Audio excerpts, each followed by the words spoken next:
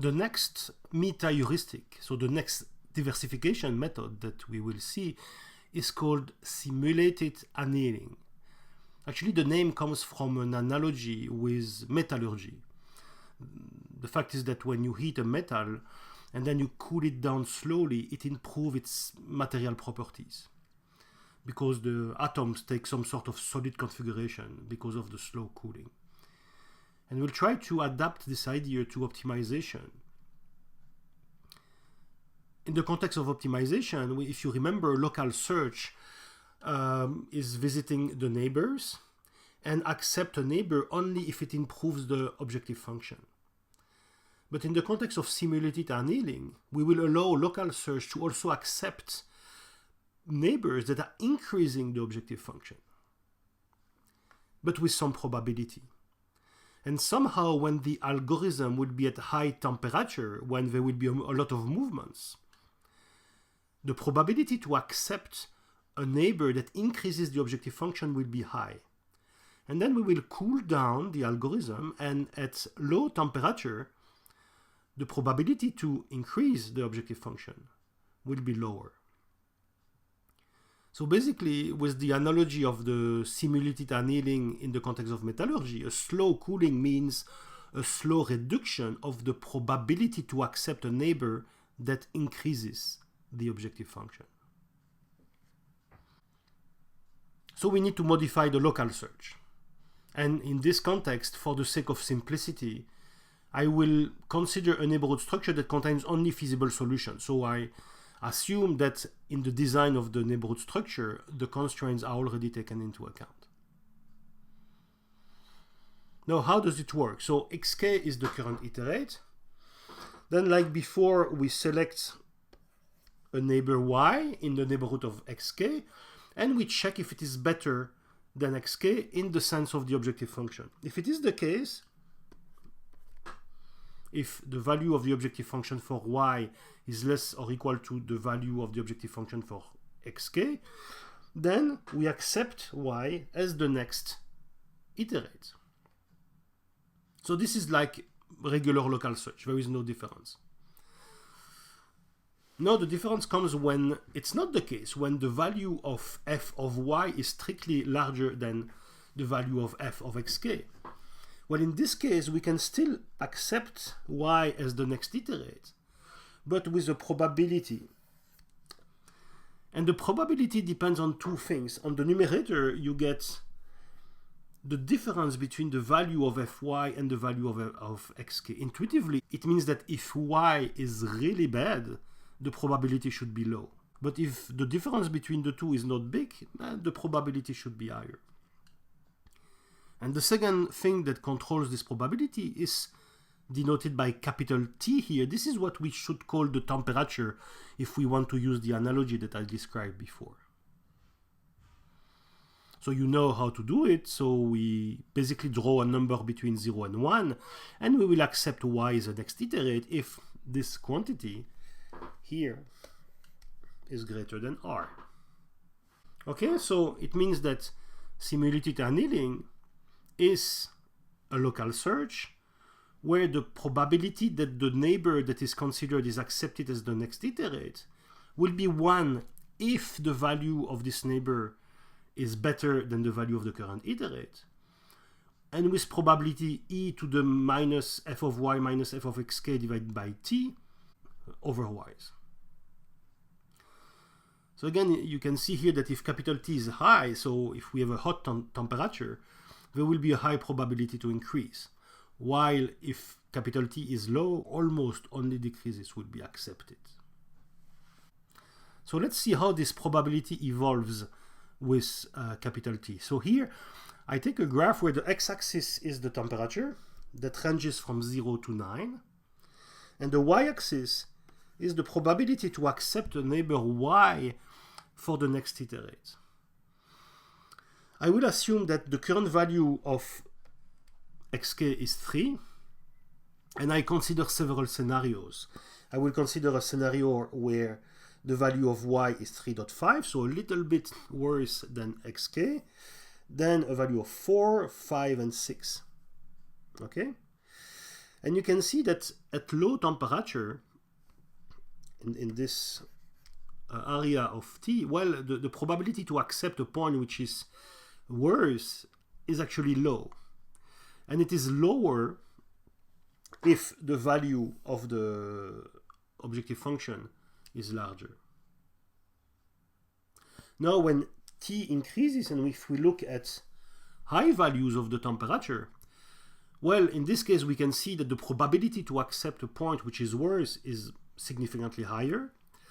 And we keep this property that the better the objective function, the higher the probability to be selected. So this algorithm in practice will start with high values of T, so high temperature, to give flexibility to the algorithm. So the algorithm will have more freedom to visit the solution space. Then, as the algorithm is running, we decrease progressively the value of capital T so that we are looking more into improvements and not about diversification. So let's describe the algorithm. We initialize the algorithm with a first solution that we denote x0 and with an initial temperature that we denote T0. We also define a minimum temperature that we call capital TF, F for final, which will be the final temperature that the algorithm will consider.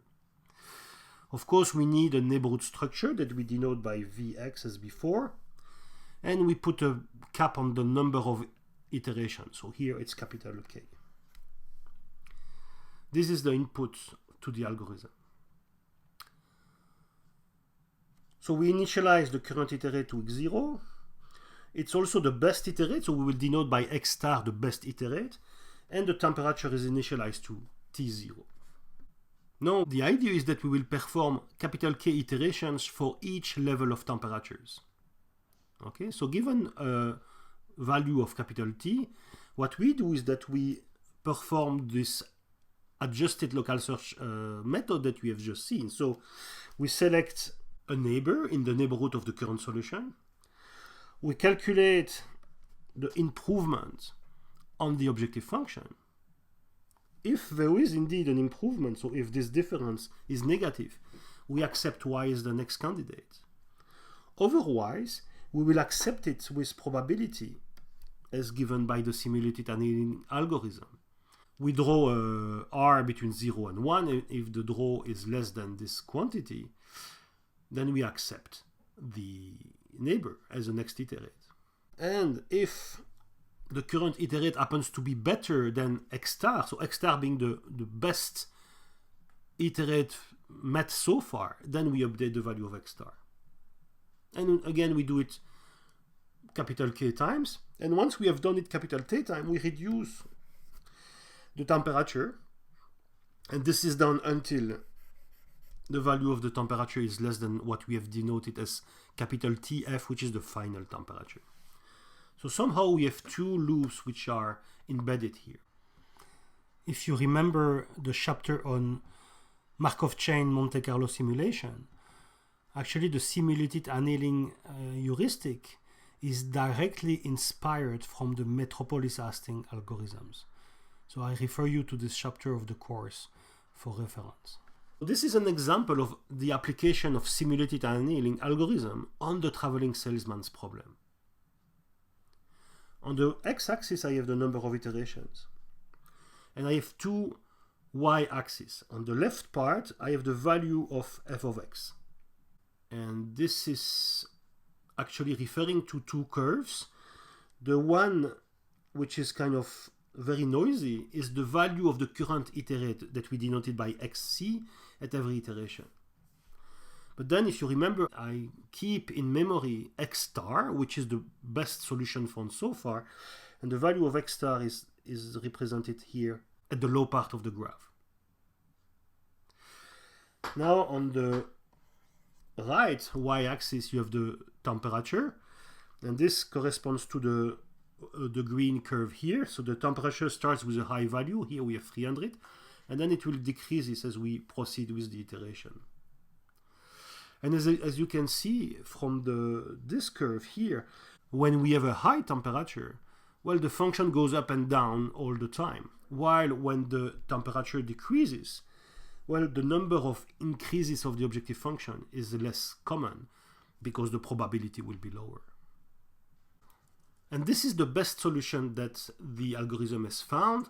So the length is 128.8.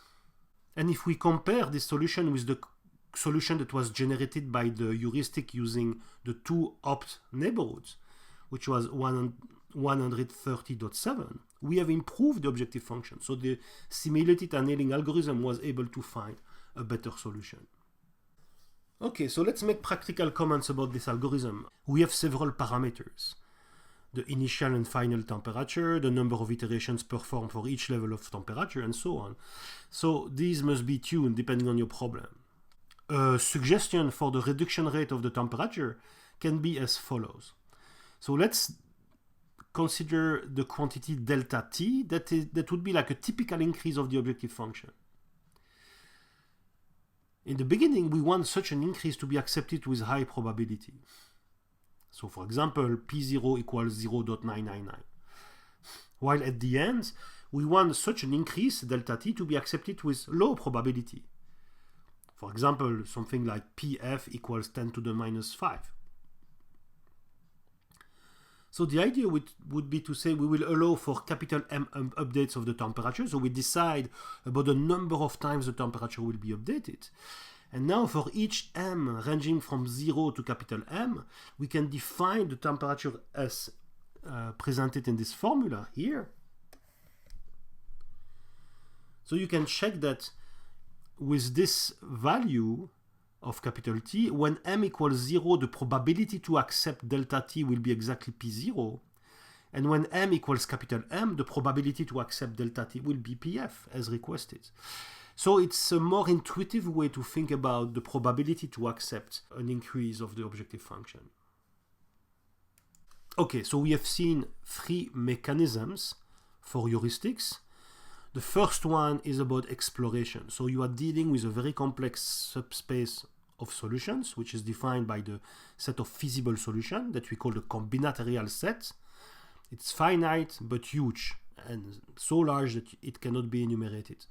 So exploration is the key for success in order to be able to find good solutions. So you need to design your neighborhood structure in a way that will allow the algorithm to find quickly good solutions. And this is more of an art than a science, because it really depends on the specific problem that you want to solve. And you need to exploit the properties and the understanding you have of your problem to design good neighborhood structures. Then we have seen a procedure called local search. The objective of local search is to find better values of the objective function by applying this concept of neighborhood that has been introduced before. So this is called intensification. The downside of it is that it's very likely to be trapped in local optima. But we have seen that if you start from different starting points, or if you change the structure of the neighborhood, it can actually allow you to visit over local optimum, hopefully better. And finally, we have seen a generic procedure to escape from local minima, which is called diversification. We have seen two of them. One is called the variable neighborhood search. So the idea is that when you are trapped in a local optima, you change the neighborhood structure to escape from it. And the other one, called the simulated annealing, allows the local search to accept solutions, to accept neighbors that are not as good as the current candidate, but with some probability.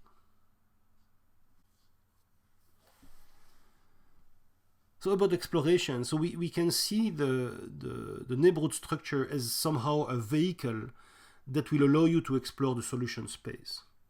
This vehicle must be sufficiently flexible and rich to potentially be able to reach any solution in the solution space. It also must be tailored to the problem. So it's very critical to design the neighborhood structure or structures in a way that exploit the properties of the problem. If you remember, I made the exact same comments about the Markov chains that were used for Markov chain Monte Carlo simulation. The idea was to build some sort of a vehicle that would visit the solution space. In the context of MCMC, it was to generate draws from a given distribution. Here we use the same mechanism to find the optimal solution within a large feasible set. For local search, the idea is relatively straightforward, so we exploit the neighborhood structure to find better solutions. And of course, you can have many variants. Here we have seen a couple of them. So if the neighborhood is sufficiently small, you can enumerate all neighbors.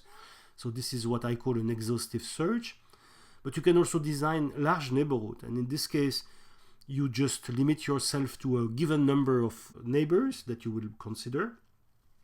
And you can do it also in a randomized way, so that you basically pick randomly the neighbors that you will consider in the algorithm. And then you can be as creative as you want. And then the diversification, as I said, is a way to avoid being blocked in local minima. So we can apply the algorithm from multiple starting points. So this is something which is easy to do. The problem is how do you choose a starting point? In particular, how do you find randomly, let's say, a starting point which is feasible? It's not necessarily easy. And also it gives the impression that you are somehow shooting in the dark by just throwing points randomly. So the meta heuristics that we have seen basically try to do it in a more systematic way. The simulated annealing allows the algorithm to somehow climb the mountain to find another valley, another local optimum. There the question was how to decide when it is time to climb or to go down. So we have this concept of probability. And another solution called the variable neighborhood search suggested to change the structure of the neighborhood as soon as you have reached a local optimum. Of course, the main question here to design the algorithm or to design the meta heuristic is how to choose the neighborhood structures. So as concluding remarks, I would like to mention that these methods designed to escape from local optima are usually called in the literature meta heuristics. And there are plenty of variants that are available in the literature. But in general, they work well if you exploit well the properties of the problem at hand. And this is really important. And as I mentioned it sometimes in the lecture, you should put ingredients there that somehow mimic the way an expert in the field would try to solve it by hand. And then the mechanism of the meta-heuristic would do it systematically in a very fast way, but the logic would still be inspired by the way an expert would do it. My recommendation would be to use VNS or variants of it because it's extremely simple to code. There are a lot of other meta-heuristics proposed in the literature, and actually some of them are bio-inspired, and we have fancy names like genetic algorithm and colony optimization and so on. In general, I would not advise to use them because it's more difficult to exploit the engineering knowledge of the problem that you have by using these algorithms. So VNS or simulated annealing are really good because they really exploit the neighborhood structure that you define, and they can really make use of it in the best possible way. Optimization is a vast topic. In general, when you are faced with an optimization problem, you try to write it as a mathematical model with nice properties, such as linearity, convexity, and the like. But it's not always possible. In particular, when the objective function is given by a black box, a simulator, as we are interested in this course, it's usually impossible to define an optimization problem with nice mathematical properties.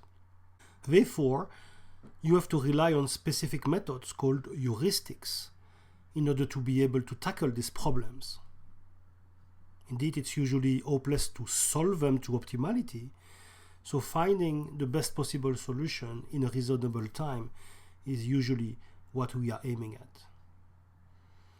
And this is the spirit of what I wanted to show you in this course, is the philosophy of these heuristics, how they work, and I have tried to illustrate it on some classical combinatorial optimization problem, namely the knapsack problem, the traveling salesman's problem, and the integer linear optimization problem. As I emphasized several times, the success of these heuristics is usually a result of the way you transmit to the algorithm the expertise knowledge that you have about the problem that you are trying to solve.